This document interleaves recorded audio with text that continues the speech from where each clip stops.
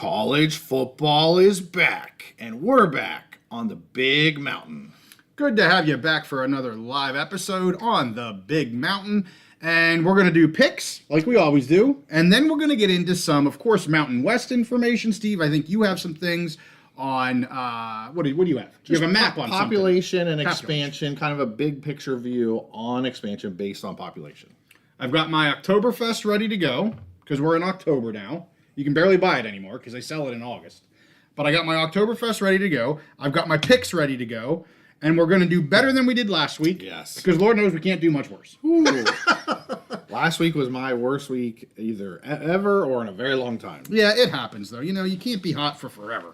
And you're going to get it back. I know you are, because that's how you roll, Mr. Steve.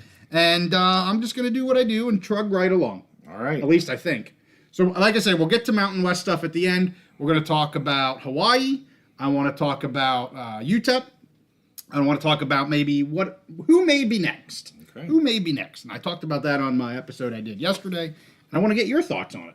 Okay. I soloed it up again. I'm ready. And I need Steve's thoughts. I got some thoughts. All right, good. Well, we're going to hook this, and then off we go. So, we're going to go for our picks.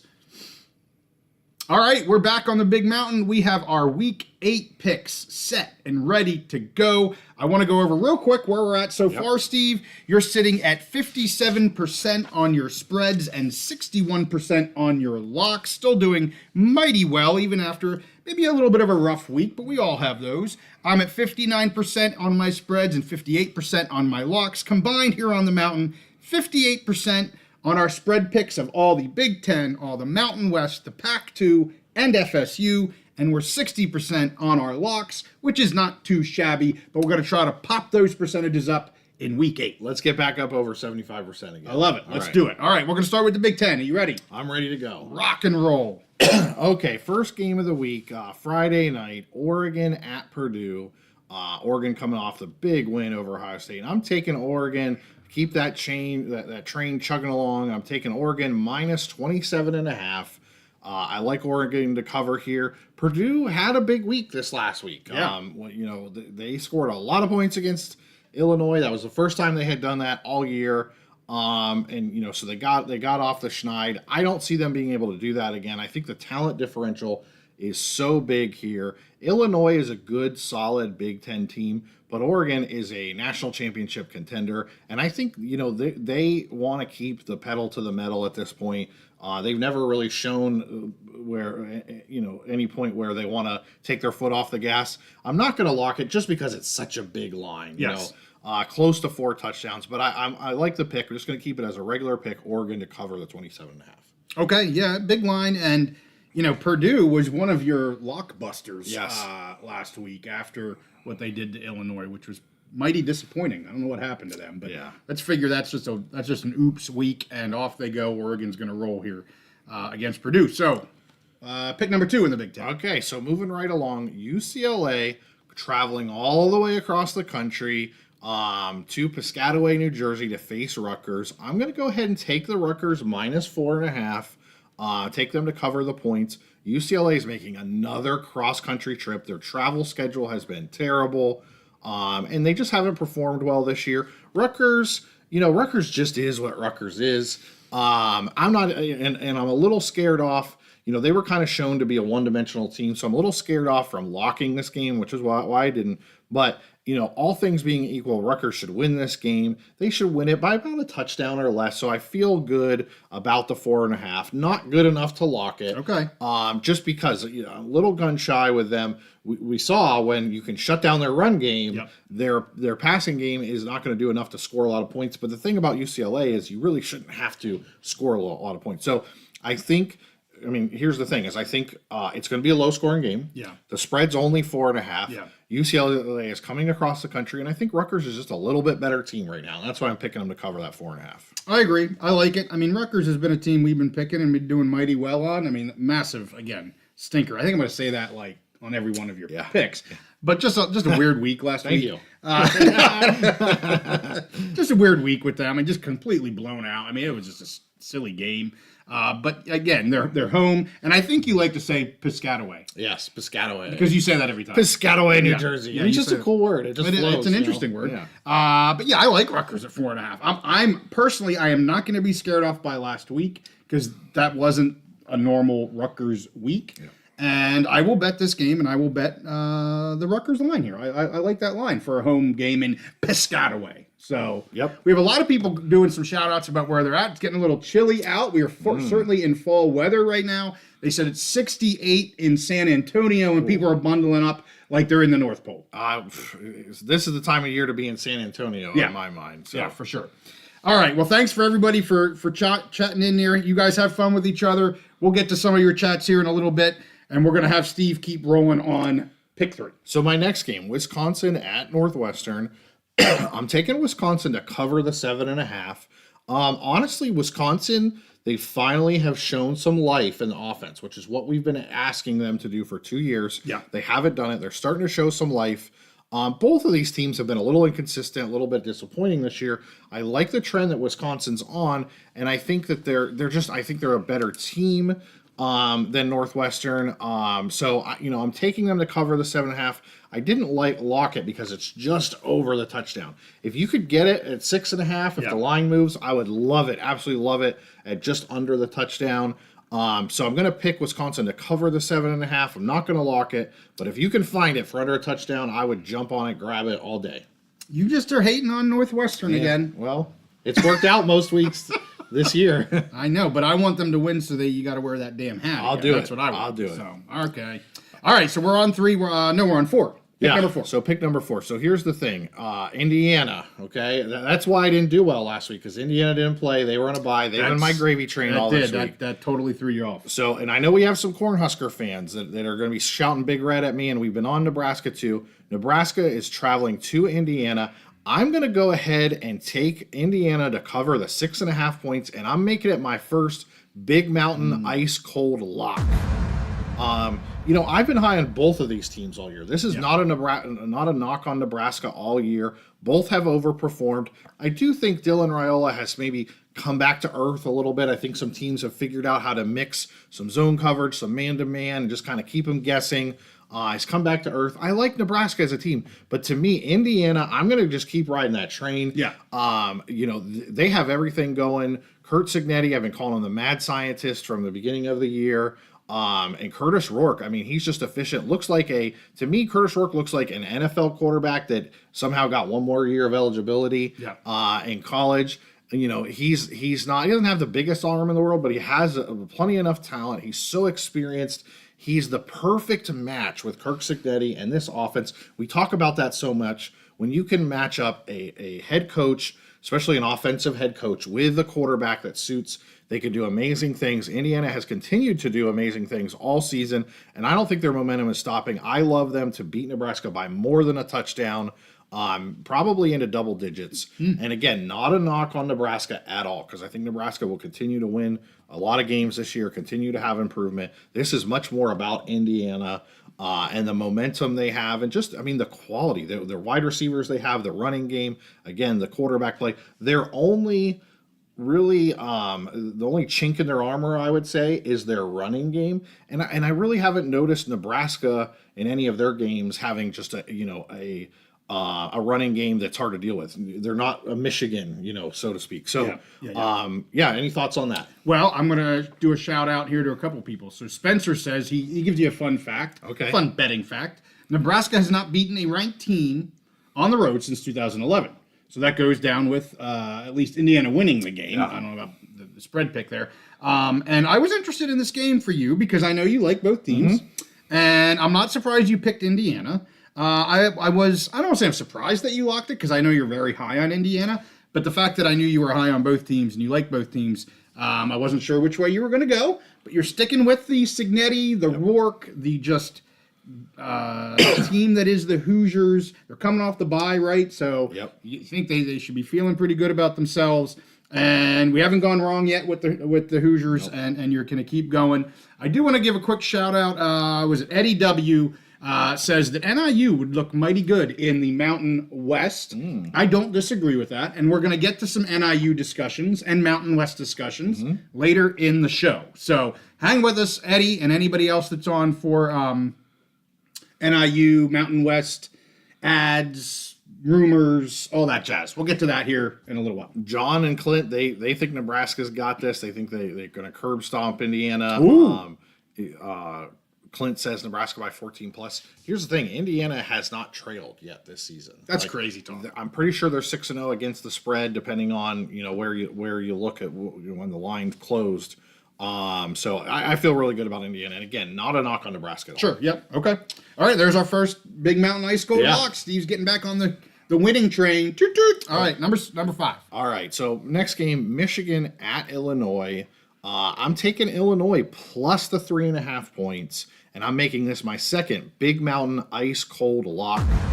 I think this is a almost a pick'em game, but I feel more towards Illinois just because I think they're a more balanced team. Michigan just continues to have problems. Their talent level might be overall better than Illinois, but here's the problem: almost all of their talent is focused on.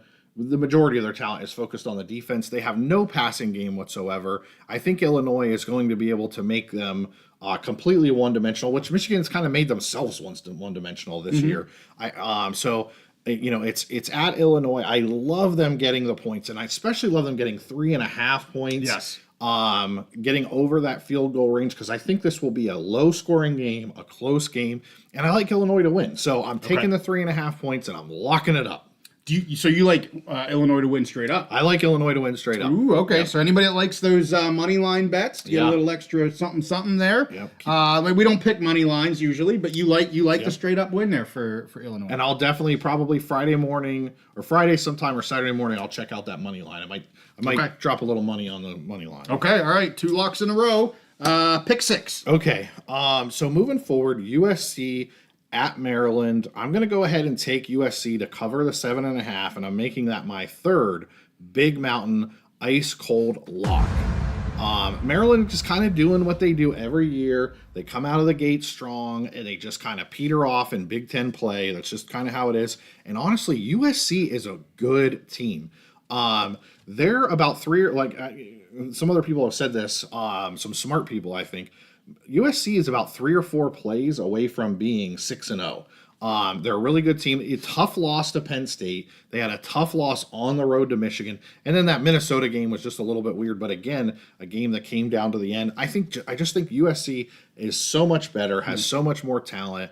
Miller Moss is a good quarterback. I mean, Penn State, they gave Penn State everything that they could handle. And I just think they're a lot better team than Maryland. I love them to beat Maryland by probably 10 points or more.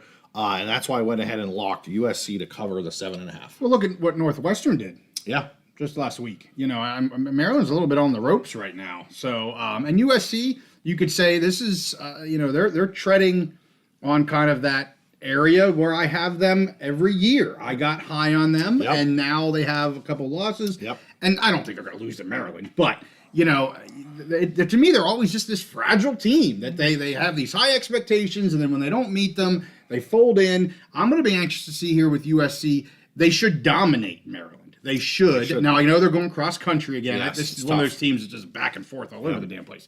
But they're going cross country, so that's a bit of an issue they'll have to deal with. But talent-wise, I mean, they should annihilate Maryland. Totally agree.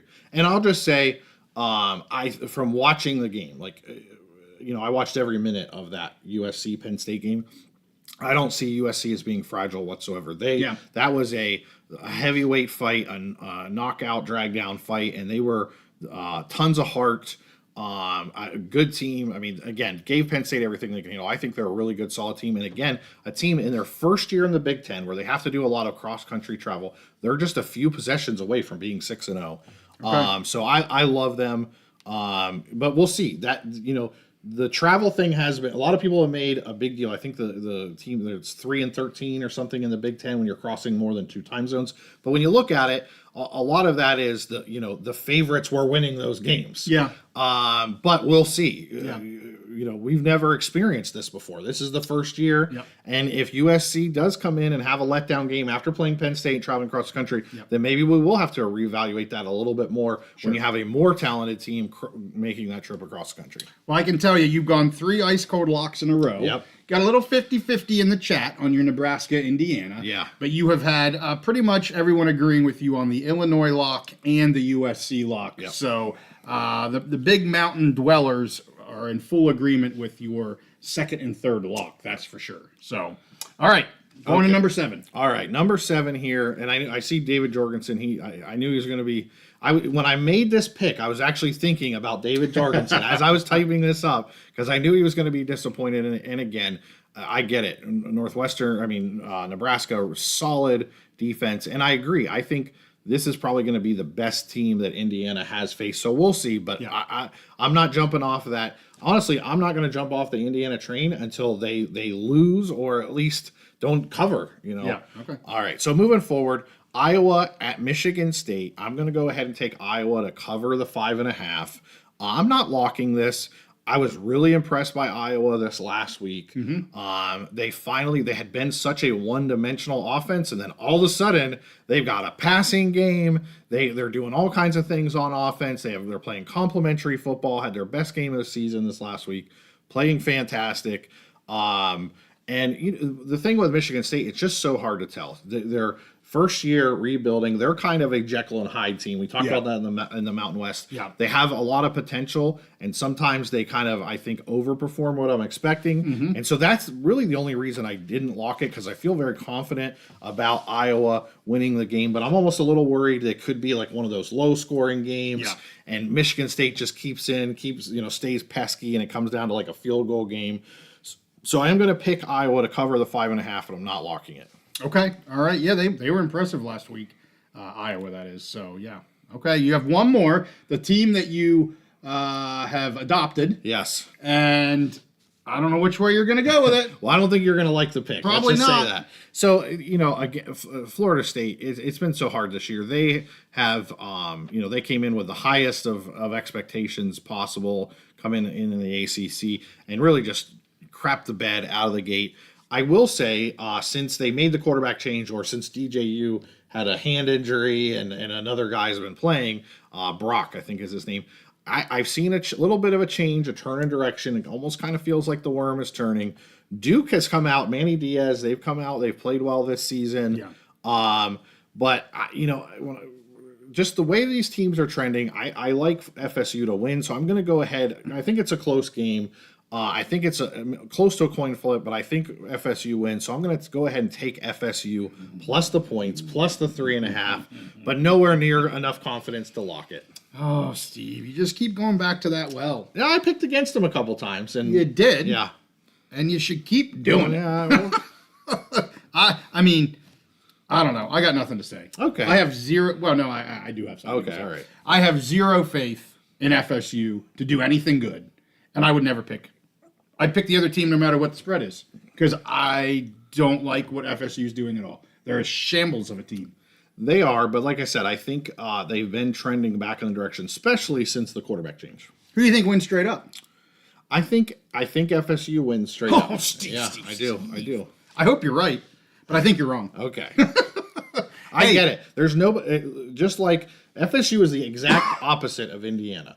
Just like I totally understand. Like, I'm not getting off that Indiana train because it just has so much momentum. They just keep covering. Okay. And I can get the opposite vibe from you on Florida State. You're never going to get on that Seminole train this year because of the vibe going the other way. 100%. But sometimes you got to.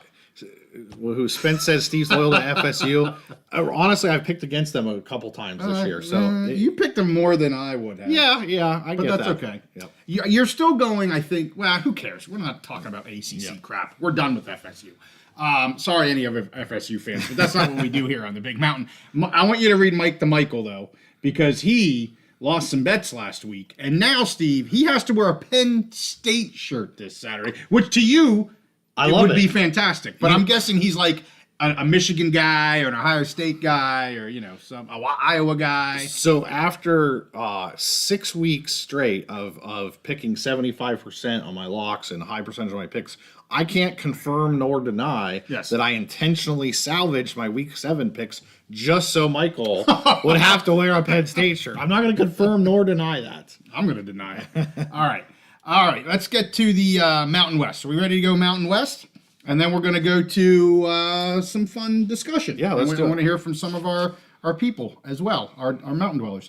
So, all right, we're going to start with Fresno State versus Nevada. I'm going to take the Bulldogs -2.5. This line is just too low for me to not take the Dogs. I know they're coming off a disappointing loss against Wazoo. I know their offense is struggling a little bit more than people would like it to be. Mikey Keene is still the quarterback, and they still have a very good defense.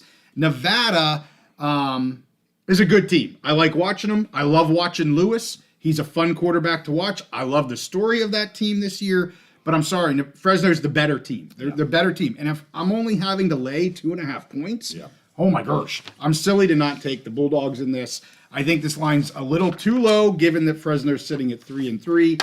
They are still a very good team. So I am taking the Bulldogs here -2.5.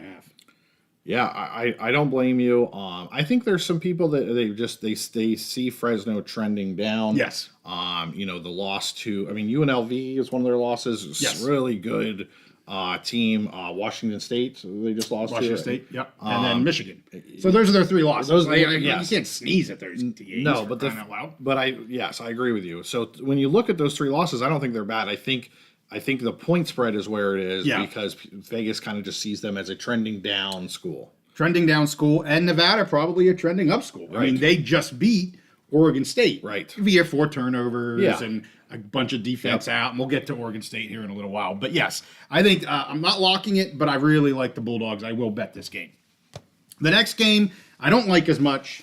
I don't think I'm going to bet it. Hawaii versus Washington State, and yes, Hawaii traveling to Washington State. The line's 18.5, which is, I'll be honest, it's kind of big for me. So I'm going to take the points with the Rainbows. I'm sure our commenters are going to disagree with me on this. I'm just not big on Washington State's defense. And Hawaii does have a good offense when they want to show up. It's Jekyll and Hyde. Could Hawaii get completely blown out? 100% they could get blown out. Is Hawaii going to blow out Washington State? Nope. They're not going to blow out Washington State. But 18.5 points is a lot of points. They have not lost this year by more than 18 points. I know Washington State and Mateer, they've got a good offense. I know all of that. But the Hawaii's defense, the Bows defense, is decent. I mean, they did well against Boise last week. They did well against UCLA. I know you're not high on them. Still a Big Ten team. Yeah. So it's just too many points that Wazoo's giving up. They're going to win the game. Washington State will win this game. But I got to take the 18.5 with Hawaii because I think they keep it close enough to win this. I know you disagree. Well, it's not really that I disagree because 18.5 is a lot of points. It's a lot of points. I like that. I like that number of points. But so not necessarily that I disagree, but I think I feel the same way about Hawaii that you feel about Florida State. Okay. I'm just going to pick them against them just because. I feel if you just pick against them all year, you're going to end up on the positive side. So, which is probably how you feel about Florida State. Yes, 100% how I feel about Florida State. Yeah. So I if that's how you feel about Hawaii, I totally know what you're feeling right now. All right, let's go to pick number 3 here. New Mexico versus Utah State. And I went back and forth. Yeah. I am not betting this. I am not betting this game. They're going to score a ton of points. I will say we just did a preview video. Mm-hmm. Ricky Thompson with the Pit Press. Yes. The Pit Press podcast. We'll get that out tomorrow. He gave us a lot of information on the Lobos. We talked about Bronco Mendenhall. And at the end, we talk about the Mountain West kind of additions and who may be next. Really good conversation. Very, very good guy. So we'll get that out tomorrow. New Mexico versus Utah State game preview. Oh, Steve. I'm going to take the points with Utah State. Yeah. I don't really know why. I don't want to pick the game, but I have to pick the game because that's what we do here on the mountain, or on the Big Mountain. This game, the over-under, I think it started at 77.5. I believe it got up to like 79.5. And the point, I mean, I don't know what defense is going to stop a drive in this game. I mean, this could be scoring points, literally either scoring points on every drive or a turnover on every drive. And that was part of the issue with Utah State last week, was that they just turned the ball over so many freaking times against UNLV. I'm sorry, but the New Mexico defense is like the complete opposite of the UNLV defense. And I do think the Utah State defense is better than the Lobo defense. So that's why I'm picking Utah State. If I'm going, they're going to score a lot of points. So that means I got to pick whichever defense is a little less worse. I'm picking the Aggies defense. I could be completely wrong on that, but that was my theory behind picking Utah State. Yeah, so I would never. I just wouldn't pick this game. I mean, I don't. Yes, I'm picking the game because we are going to pick the game. Yeah. I don't like the spread at all. Yeah. At 2. I mean, it's a great spread. Right. It's perfect for Vegas, but I have no idea which way to go on it. Yeah. So that's just one of those games. It's hard. It's hard to pick. It's hard. I would stay away from betting it, especially the spread. I think there's the money or the over under is just interesting. Such a high, and you think, like Clint says, 79.5 under. I don't know, man. Like, this might be one of those. I'm not going under. Yeah. I mean, I could easily see. I mean, a 40-something game to 40-something game. Yep. And which puts you in the 80s, obviously. I think they're both in the 40s. Yeah. I think both offenses score enough points. I mean, Utah State, even though they're 1-5, their average points for are in the 30s. I mean, they rarely score below 30 points against teams like UNLV. Yeah. That's not the Lobos. These teams will. I'll be shocked if both teams are not in the 40s. Yeah. Which means take the over in this game. Spencer says this could be the highest scoring game of all time. Yeah. I don't know if that's going to happen. It's going to be a very high scoring game. So anyway, enough about a game that I really don't want to pick. Okay. Let's go to a game that I do want to pick. And that is Wyoming versus San Jose State. This opened at 11.5. It's still at 11.5. I'm sorry, Poke fans, and I know we have a many. I just can't take the Pokes. This offense for San Jose State is too good. I know they had a little bit of a hiccup last week against CSU. I'm hoping their offensive coordinator picks a starting quarterback and lets the freaking kid play the entire game if you're a Spartans fan, because he's screwing up this offense, which I don't know why you would do that.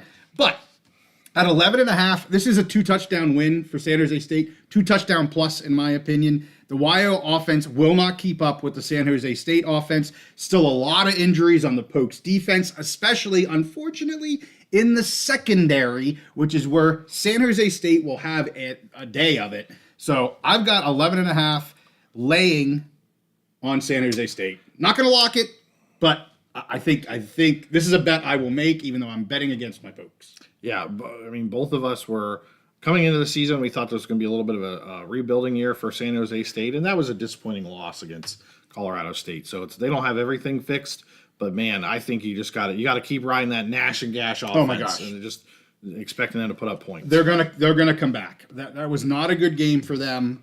I said this before. I'll be honest with you. This is their last, I'll call it, easy win for San Jose State. After this week, they have a very difficult end to the schedule. Their last 5 games are very difficult for San Jose State. So this is one I'm comfortable picking them. They're going to be harder to pick, especially if their offense hiccups a little bit again. They're going to be hard to pick moving forward because they play a lot more harder teams. We talked about San Jose State screwing up their quarterback situation. I did see some rumblings on Twitter this week on some Wyoming coverage that they may have a little bit of a quarterback controversy, trying to figure out who. Maybe not who's going to be the starter, but if they're going to use 2 guys, who should be the starter, all that kind of stuff. So, that could be interesting as well. Yeah. I hate picking against the Pokes, but this is a betting show, not a homer show. So, all right, we're going to go with my last 2. And these are 2 games that I gave you early on. When the lines came out on Sunday, I went, hey, Steve, jump on these 2. One line has not moved. CSU versus Air Force line 7.5. I am taking the Rams minus 7.5. Yes, Torrey Horton is out for the season, and I didn't mention that on our Week 7 recap, Yep. and I should have, because it is a massive loss for the Rams. Massive loss for the Rams. But the Rams' running game is actually better than their passing game, which who'd have thunk it, because their passing game is supposed to be their strength. Yep. Fowler Nicolasi hasn't been great this year. Yes, he's had Torrey Horton. Their numbers aren't great. Their running game really is the reason why they beat San Jose State last week, was their running game. Air Force, Steve, we talked about this. They don't have much of an offense. Yes, they scored 30-some points against the Lobos. Just a freak of nature. They did switch quarterbacks. Boucher is out. Your buddy, who you thought could throw, who actually can't throw, is now on the bench. He's not throwing anything. I believe Harris is the name of the new quarterback. I meant to write it down. And he's more of that typical Air Force. He runs, they run the option. It's the Air Force offense we're all accustomed to. So will they maybe score some more points than what they did in the beginning of the season? Maybe. But I will say Colorado State's defense, they held their own against San Jose State. Really, really surprising. I think some of that was, as I said, San Jose State shooting themselves in the foot because they can't figure out who their quarterback's going to be. But still, props to Colorado State for holding them back. This Air Force offense is not San Jose State's offense. And even without Torrey Horton, I think they score enough points to cover this. Again, not going to lock it, but I do like the Rams at -7.5. You know, we talked about how you feel about Florida State, and I feel about Hawaii. Yeah. I think Air Force is one that we can agree on. That I think if you just bet against Air Force every game the rest of the season, you would come out on the positive. So yeah, I don't blame you. All right. Well, thank you, Mr. Thompson. He says, great show. We appreciate that. We got Cassie. Is that Cassie or Kate? 2 S's. What's that mean? Probably Cassie. Cassie. Cassie. All right. Go Rams. I'm picking the Rams. You got a cool little Ram thing there, too. Look at that little Ram. Yeah. That's a cute little Ram. But they need a beefy Ram to go and knock out the Falcons. 2 hearts and a Ram. I'm thinking it's a Cassie. Okay. All right. Okay. I don't know. 2 hearts and a little sheep emoji. Okay. So we've got Genetics says he has an update for JY. We'll get to you in just a minute. I got one more pick, Genetics, and then I do want to see what you have to say here. So my last pick, the Wingdinger, if you want to call it that. There's no great games this week in the Mountain West, but this is maybe the most interesting. UNLV versus Oregon State. The line 7.5. We got it at 6.5, and I pounded the crap out of it on Sunday. It only went up 1 point, but I am making it my only Big Mountain ice cold lock. The Beavs, first of all, I'm not super high on them right now, and they are just riddled with injuries on the defense. Yeah. I mean, I think UNLV is going to roll. I see Tommy Gunn saying 45-24. That may not be that far off. I mean, I think, yes, it's up in Corvallis. All right, so I get that. They get that little bit of a home field advantage, or maybe a big home field advantage. But, oh, my goodness, I think this could be a rough game for the Beavs here. And I would like UNLV being a touchdown better, even if the Beavs were healthy. And now they only lose. There's only 1 extra point here with all the injuries that they have. Oh, my goodness. UNLV, lock. I am heavy this game. Probably maybe the heaviest I've been all year. Hopefully it doesn't jinx us. But I love this line. I'm shocked that it's 7.5. This is a double-digit win. And as I said, we've got a 20-point win, 21-point win there from Tommy Gunn. So this could get ugly for Oregon State. So I only got 1 lock, but I am uber comfortable in my lock, Steve. You know, I think coming into the season and as the first half of the season went on, I call myself a Beaver believer. I think every Beavs fan would agree that their formula for winning is to run the ball well and to play good defense. Yeah. Well, with the injuries they have on the defense, the whole defense on the defensive line specifically, they've just not been able to play good defense. I watched a good bit of that Nevada game, and yes, the quarterback did throw 4 interceptions, yeah, including a pick 6. I switched over to that game right as he threw that pick 6. But so that's a huge reason. But their defense is just struggling. It's going to be hard for them, and honestly, UNLV to me is still firing on all cylinders. They lost that close game to Syracuse. Yep. Syracuse is a solid team. I don't knock UNLV for that whatsoever. I just think they're a very good team they're firing all cylinders. They're doing everything well right now. They're playing good defense. They have a dynamic quarterback. They can score. They're just doing everything right. and the Beavs are kind of limping into this game. So Yeah. I agree with you on the pick, and I agree with you on kind of the surprise of the spread. Yeah, I'm really surprised by the spread. I mean, I'll take it, Yeah. but I'm surprised by it. So, all right, I want to get, what did Genetics say? He has an update, JY, for Mountain West, NAL more likely than Toledo. Yep. Missouri Valley is said to be possible option for Northern Illinois Olympic sports for basketball scheduling. They would prefer 9 schools. All right. I'm not surprised. Yeah, I'm not I surprised. absolutely agree with you, Genetics, that Northern Illinois is more likely. I just did my little power ranking Yeah. on X, and I had Northern Illinois as likely, and I had Toledo a notch below them because of, I think they're less likely. And I think we're going to get into the possible expansion choices with some visual aids. Okay, let's a little go bit later in the episode. Well, Are we let's do ready it. to Hey, go now? well, yeah. So, hey, thanks for the pickup. We'll get these up every week, and we're going to continue on now with just some expansion stuff. So Yeah. maybe you want to start with your slide. No, I'm not going to do that. Oh, I did want to mention our producer helped me, and I forgot to tell him I'm not picking it. But you know what I was going to do? What's that? I was going to pick the Northern Illinois and Toledo game. Okay. And then, as I was doing my research, I found out, and I only picked Mountain West because it's the only real freaking conference that I'm intelligent about. Right. But I knew we would have some NIU fans, and I'm like, oh, I should pick that game. And I was going to pick NIU legit because I think the line's 2.5. But I know their quarterback got injured last game. They did bring in a freshman that had really good numbers, but I can't go off of like stats of a half of a game. So if we have NIU fans on here, let me know what you guys think about the NIU game versus Toledo. I kind of like NIU to win this game. I kind of like them at 2.5. But I kind of got scared to actually make a pick when I saw the quarterback issue. I say let's make an unofficial pick. Unofficial NIU pick. Let's go with NIU. Will and Eric look confident. Okay. So unofficial pick. Let's just take NIU to cover the spread. Well, Steven is a Mac guy. Okay. Steven's our Mac fan. What does So he I say? want to hear what Steven he hasn't said anything yet. All right. But Steven, tell us what you think about the NIU versus Toledo game. I know he was high on Toledo to start, but NIU has been great. And, Nick says Tuck Felito. Are you dyslexic?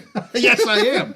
It's a good thing I said that, right? Yes, I mean, yes. it doesn't really matter, but yeah. So we got a couple NIU peeps on here going. NIU going to beat Toledo, and then announcing to the Mountain West. After they say freshman quarterback can run well. Okay, so got a dual threat guy. He had good numbers. Martin says NIU's bringing Maction to the Mountain West.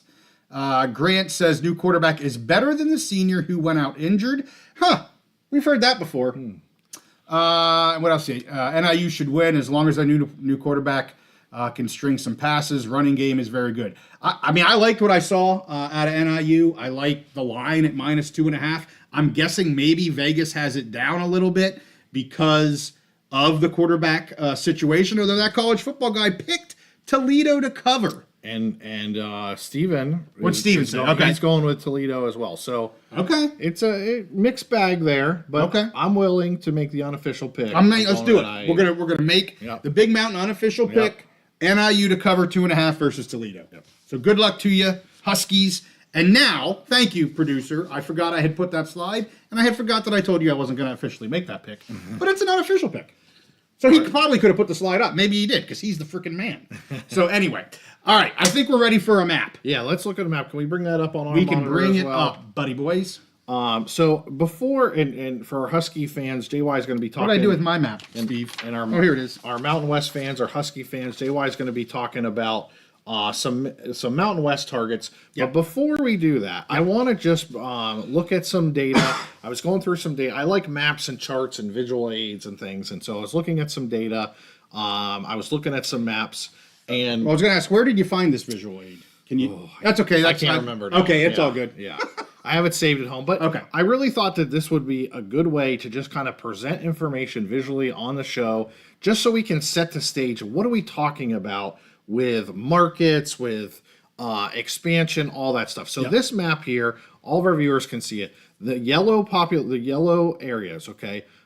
This is county. This is by county. It's broken up by county. So the yellow areas represent the counties that contain 50% of the entire country's population. So just in all those little yellow dots, at least half of the people in the entire United States live in those areas. So those are basically essentially the most densely populated areas in the country.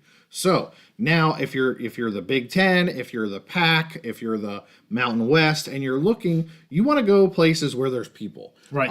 We've talked about the enrollment cliff that's looming. So colleges are looking for enrollments, and TV executives, media executives, they want eyeballs. They want viewers. So when you look at this map, you see California, you see Arizona. We can see those areas down in Florida. Why is the schools in Florida? Why are they such a big target? Right. Look at Texas. We've talked about Texas a lot with the Mountain West potential expansion. There's a whole bunch of different dots spread around Texas, and boy, looky there over on the far west of Texas. Some may call it South New Mexico. Right. I see a big yellow dot there. Around El Paso, which looks nice and inviting. So if you're running a conference, you're a media executive, these are the areas you want to go to. And it doesn't necessarily always matter if the school is exactly in that yellow area, right, but is it close? Is there natural viewers, coming from those population areas? Right. Just to give a perspective, another interesting one there I see down at the bottom when they're showing the state of Hawaii, there's one island on there that's yellow. I'm going to take a guess that's the island of Oahu. You know your islands. I do. Well, I know that one. Okay. So I'm just going to take that guess, which I'm pretty sure, Pearl Harbor is there. The University of Hawaii is there. Mm-hmm. But again, I just wanted to share this map to it's so striking when you Yes. see the perspective. Where is the population and where are there not very many people? And Right. unfortunately, you look at that top part, Yeah. the states of North Dakota, South Dakota, Montana, there's not a ton of population there. So when you question, okay, why is a conference maybe not looking at those areas, that could be why. So I just wanted to set the stage with that before you get into a little bit more detail with your Mountain West predictions. But is there any discussion on that? Anything that stands out to you? Well, first of all, it's mind-blowing. Yeah. Because other than the bottom left corner, which is larger counties in Yeah, like Arizona, California. Yeah, I mean, so it's big chunks because they're large counties. Huge counties, yes. But it's mind-blowing how little yellow there is. Yes. How densely populated some of these counties / cities are compared to the rest of the country. And I've seen this before. It still blows my mind when I see stuff like that. So that's my first thought. That has nothing to do with college football. Well, it really does. necessarily. I think it does does. for me. Yeah. It does for what you're trying to get at. Yeah. But with that, and I am gonna tie this to the Mountain West and to new members and maybe additional members in a minute. But I do want to get your take on Hawaii because that news broke yesterday. I did my own standalone episode, and for people that wonder why we do that, it's because we have lives and we have jobs and we have families and we have other commitments. And the studio is in JY's house, so it's really easy for JY to get here. Fortunately, Steve is close, but I don't try to bother Steve more than 2 or 3 times a week. So that's why we do that. But anyway, I talked about Hawaii. I gave out, kind of what we know. And I'd love to hear your opinion. I think our dwellers want to hear your opinion about the addition of Hawaii to the Mountain West. So I think I've made it pretty clear. My main preference for the Mountain West is to get into Texas, get into the Central Time Zone. So they scored one in Texas with UTEP. Now obviously it is way over there on left, but as we saw, El Paso there, and you're going to talk about this some more. That is a population area in Texas. I would love to see them continue to get into the state of Texas. For that reason, for that population, for that market. I think it's growing, a lot of opportunities there, and I want to see them get into the Central Time Zone. So Hawaii doesn't do necessarily any of those things that I would like to see. However, I do think it makes a lot of logical sense for a couple reasons. One is you need to get to 8 teams. They're already a member, a football playing member. They want to be in the Mountain West, that's a big thing right now. Absolutely. They want to be in the Mountain West. They can. It's an easy transition. They don't have to pay, any exit fees or any of that other garbage. It's just an easy transition, so it makes sense. It completes the conference, and it doesn't keep the conference from continuing. And like we talked about this before, they don't have to do. They can do more more than one thing at a time. Right. Right. It doesn't mean that they can't still pursue opportunities in Texas, but if they're trying to get to market, I think they're getting information from potential media partners that we are not, privy to. Yeah. And I don't think they would have done this without the okay and a thumbs up from these potential media partners. Yep. It solidifies the conference, and it allows them, it makes them stable where they can go and look for those pluses. Right. Can we get into Texas? Can we get into the central time zone, maybe Northern Illinois? Can we get into these other places and be additive to the conference from a position of stability? Yes. So I think it makes sense. It was not my first priority, but you don't have to do these things in any order. Right. So that's what I'm Right. If they're going to get to 11 or 12 members, it only makes sense that Hawaii would most likely be one of them, full members. And the order, like your point, the order is really irrelevant. They're stable now. They have their 8. Yep. They can make a hierarchy of who they think is the most additive down to, if they have a list of 8, you go after number 1 and number 2, and then you just keep going down the list until you get the number of members that you want. And I think that's what we're seeing. I mean, what you saw right out of the gate was the UTEP and the Texas State. Yeah. Those were the first 2 that they 100% wanted, and they went at them, and they went 50%. They got one, and they missed one. Yep. Okay, then you go to Tier 2. Tier 2, which Hawaii makes a lot of sense, and I'm not saying that Tier 2 is a negative to Hawaii or anybody, but that's what they did. And so now they're stable. They've made 3 offers, and they've gotten 2 of 3 to make an 8-member, full-member stable conference. That's where they are. And the other thing with Hawaii, to go back to your map, it's one of the yellow dots. Yes, exactly. So it seems to make a lot of sense. And I think that gets back to, and I'm going to go into this more, I think that goes back to the media partners driving some of this. We don't know how much, but some of this. Yeah, because I think, the Mountain West has always been a very regional conference. Yeah. And I think that if they didn't have any outside influence, they would want to stay very regional. But obviously the Mountain West, the media partners, it seems like it's obvious they're giving them information. We want you in multiple time zones. Yeah. We would rather you be spread out. Yeah. I do have a good analogy for Hawaii and the Mountain West. Okay. And it's not a knock on other team and on the team or the conference. It's just a sensible thing. So the analogy is, for me, the Mountain West adding Hawaii as a full-time member, as a full complete member, is like that couple who's been living together 6 or 7 years. Right. They share their finances. Yes. They're doing everything together as a married couple, but just never got married, never did the paperwork. And one day they decide, you know what, this is kind of stupid. Like we're committed to each other, we're living with each other, we're supporting each other. The relationship is working great. Why don't we go ahead and make it official so I can add you to my health insurance? Right. So that's the analogy to me. What an analogy, right? Very 2024. Steve. Yes. But I want to get to a couple commenters. We have Eric on here. I believe he said it's his first time. He's a first-time watcher, first-time viewer. So welcome. I think we have a couple new Northern Illinois watchers. So welcome to all of you. I also want to, JEH asked if we can post a link to the map. We will see what we can do on that. There was one other one here, Steve. So that college football guy says that he thinks TNT maybe wanted Hawaii. And, I think this whole this new partnership with TNT, it could be a very large deal moving forward for the Mountain West. You can see that they being TNT, they've invested in this. I mean, they've gotten kind of the third tier games or second tier games just to get their foot into the door. Yep. They're not, if you look at the list of they don't have Boise right now. Right. They didn't pay for any Boise games because the Boise games are already gone.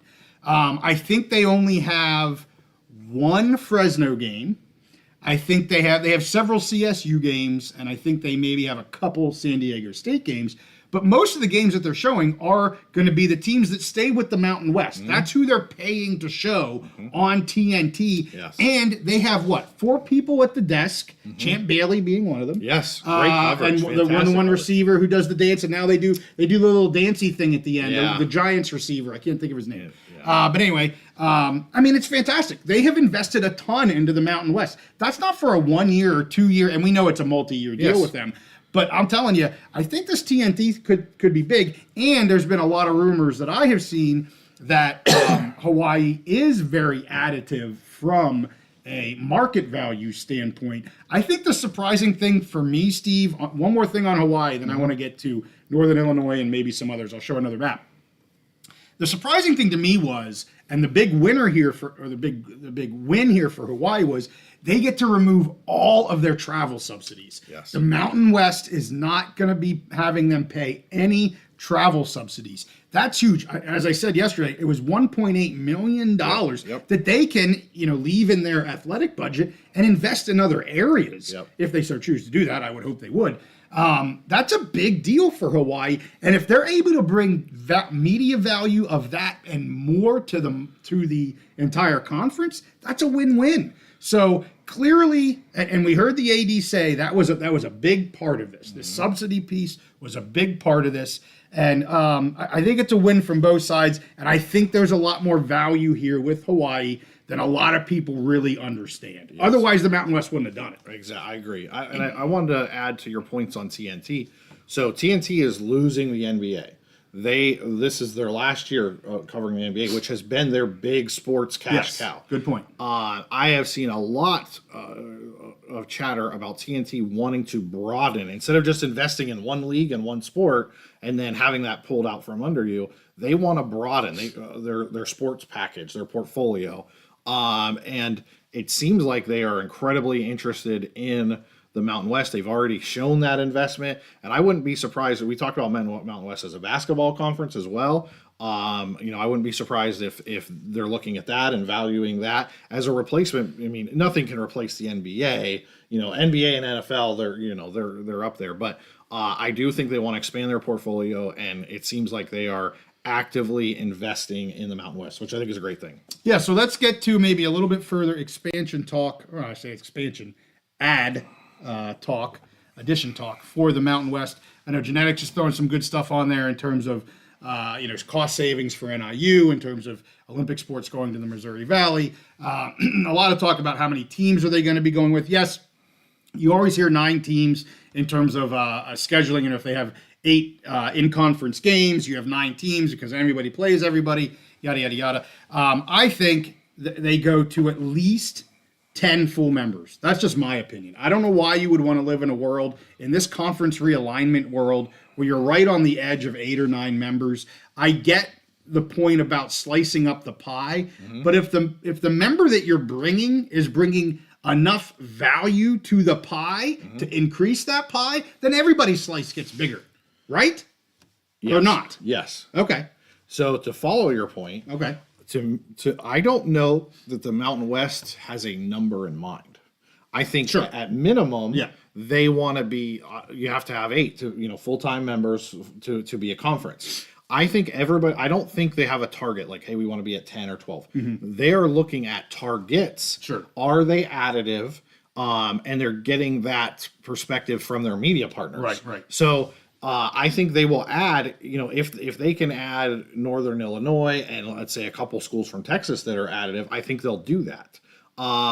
If they can add 4 teams that will get them more money from their media partners, they will do that. If it's only 1 or 2 more teams, then I think that's what they'll do. I don't think they're focused. And I think conferences used to be, we want a nice round number. We want 16, we want 14, we want 12. Used to have the rule of the conference championship game. Now it's all about media value. So I think they would be willing to add basically any school that their media partner says, we will give you more money if you add that. Right. So that's to make everybody's exactly increase larger, everybody's right? piece of pie. Exactly. That's my theory on that as well. So Chris asked me what's my overall record on over-unders. I have absolutely no idea. I think I'm like 3-1 or 3-2.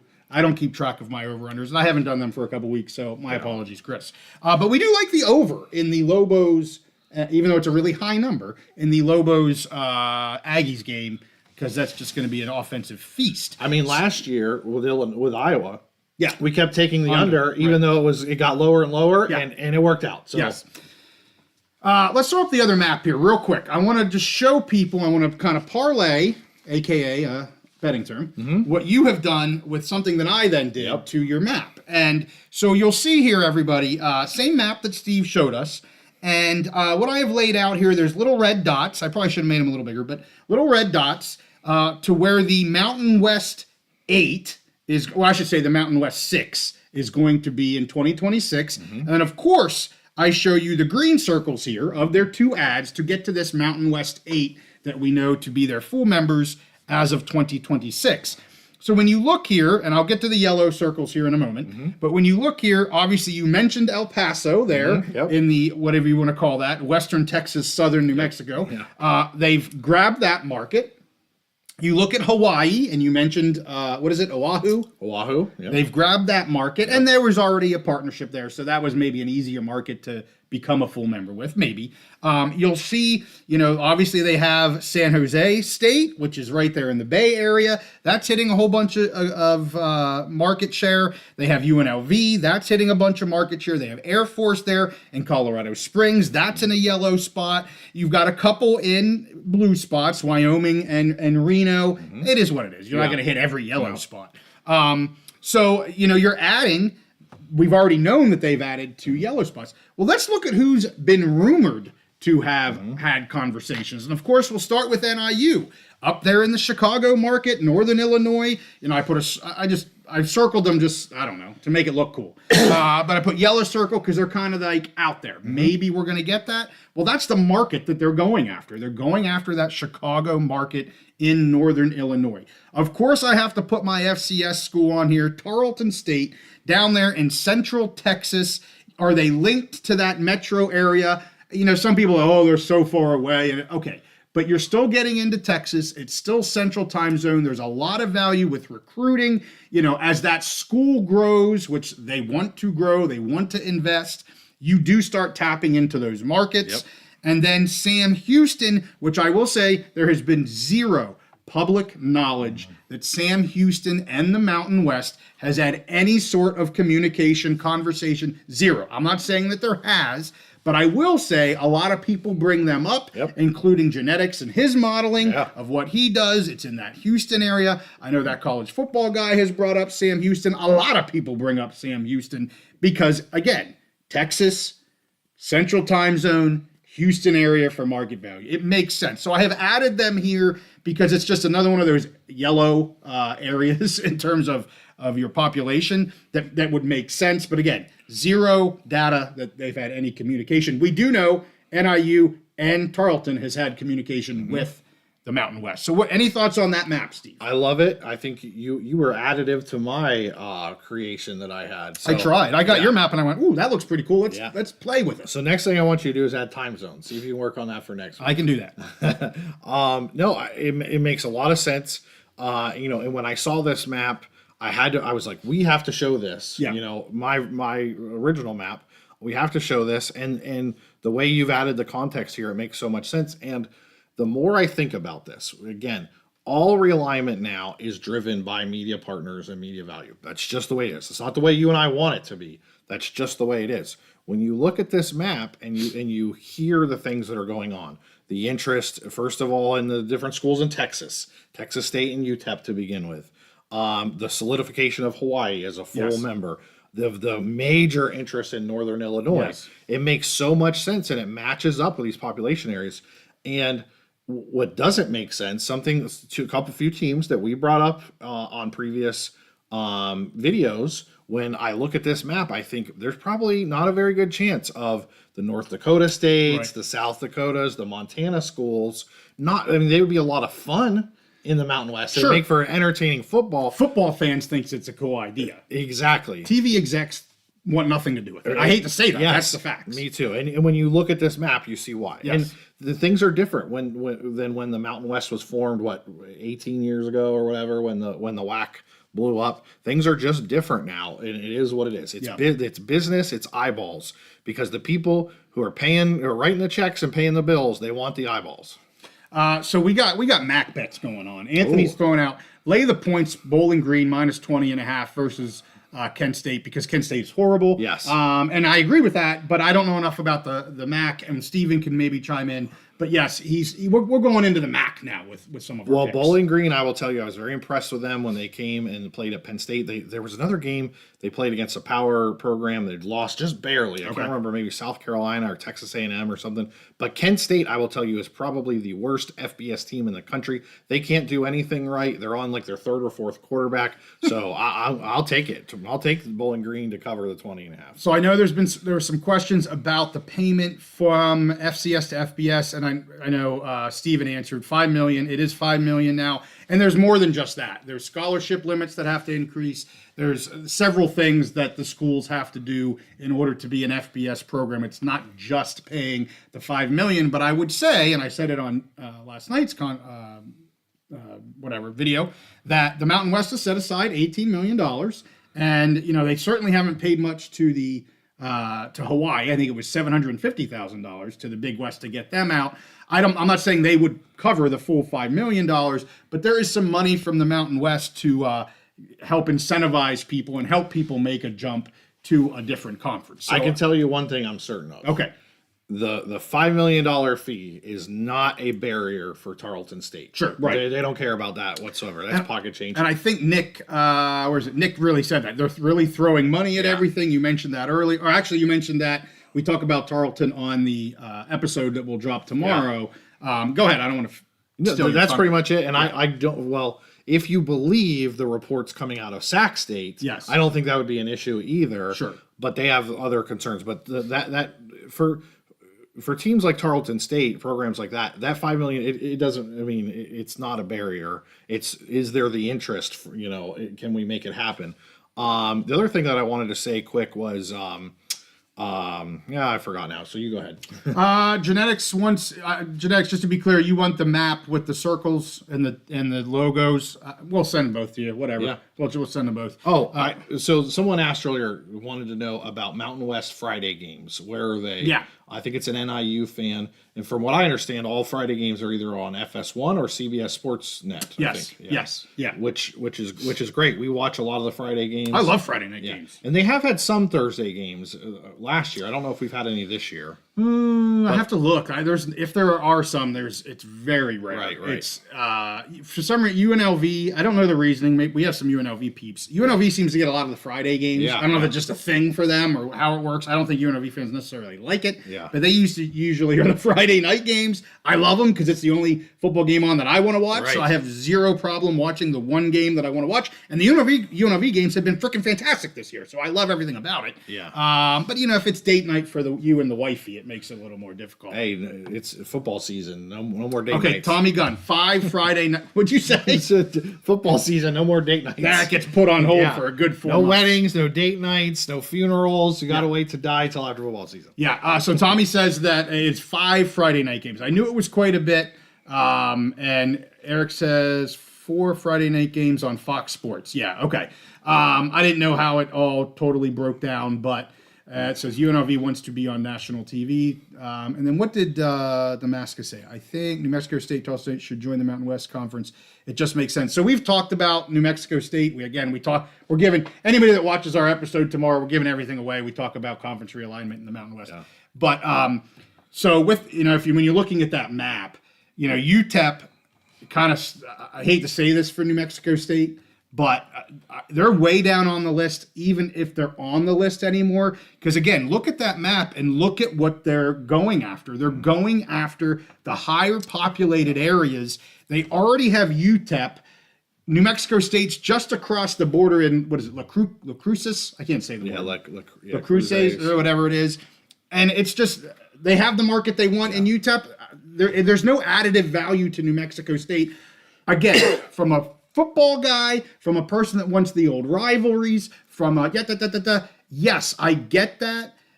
I don't think it's on the list. I mean, it's not in the top 5 right now for the Mountain West. I don't know how it would be. Genetics did a good breakdown, I think, weeks ago before they even added UTEP, and I remember he did a breakdown for you and basically showed there was no way that they were going to add UTEP and New Mexico State. It was an either, because having those 3 programs, and it's just not enough population eyeballs to support that. Right.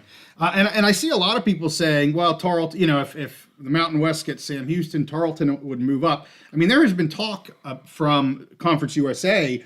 They've already added multiple schools. They get another 2 schools next year. Yeah. And they have kind of said, we're okay to lose 1 or 2. Yeah. We're not really looking to add right now. I think Tarleton knows that if they're going to be getting to FBS in the next 3 years, they got to hope they get an invite from the Mountain West. And I agree. I mean, Nick, I think his name was Nick, was just saying, Nick, was just saying about how much money they're pumping into the program. The issue, in my opinion, the issue is not Tarleton State. That is not the issue. It's the whole FCS. If they get the invite, they will be a Mountain West member. Yep. The question is the Mountain West going to go FCS? Like I don't mean to repeat ourselves, but there is a massive gap there for whatever reason. I'm not going to try and describe what that is, but the Mountain West is going to go FBS first before they dip into an FCS level. But I do think Tarleton is near the top, if not the top FCS school. Well, I'll say this, and Genetics has alluded to this on Twitter a few times.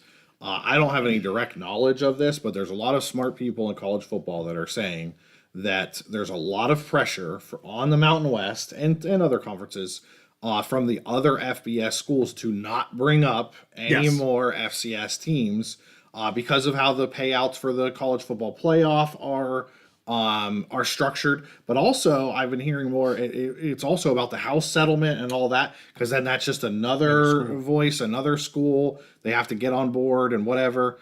So I think to me, and I don't know this, but I keep hearing rumblings of it, that there is pressure from the outside on the Mountain West to stay FBS. To me, if I'm making this decision in a vacuum, tomorrow, Tarleton State would get that invite tomorrow. I agree with you. And with Sam Houston with him, but Tarleton, and I'd still be interested in Sac State. I know you have your concerns as a Mountain West guy about Sac State. They're not getting an invite to the Pac. Like that's it's not happening. No.